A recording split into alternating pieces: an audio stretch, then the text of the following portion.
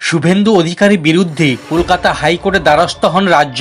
খালিস্তানি মন্তব্য করার জন্য নাম না করে বিরোধী দলনেতার নামে এফআইআর দায়ের করার আর্জি জানানো হয়েছে। তার বিরুদ্ধে অনুমতি ছাড়া এফআইআর দায়ের করা যাবে না, এমন নির্দেশ রয়েছে আদালতের।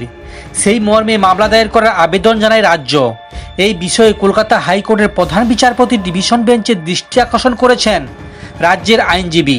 তার বক্তব্য, এই মামলা শোনার এখতিয়ার রয়েছে বিচারপতি জয় সেনগুপ্তের, তবে উনি এখন না থাকা এই মামলা শোনার জন্য বেঞ্চ ঠিক করে দিক আদালত, সেই আর্জি জানিয়েছেন রাজ্যের আইনজীবী।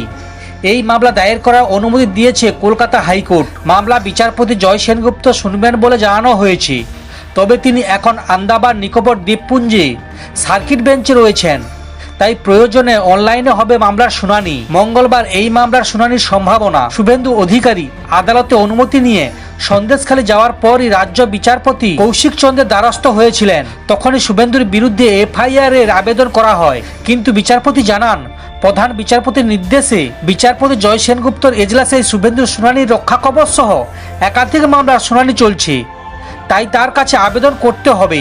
এরপরই রাজ্য প্রধান বিচারপতি ডিভিশন বেঞ্চের দৃষ্টি আকর্ষণ করলো এই বিষয়ে। বিরোধী দলনেতা শুভেন্দু অধিকারীর বিরুদ্ধে কোনো এফআইআর দায়ের করতে হলে আদালতের অনুমতি নিতে হবে। প্রথমে সেই নির্দেশ দিয়েছিলেন বিচারপতি রাজাশেখর মান্থা, কিন্তু ডিভিশন বেঞ্চে সেই নির্দেশ খারিজ করে দেওয়ায় সুপ্রিম কোর্টের দ্বারস্থ হন শুভেন্দু।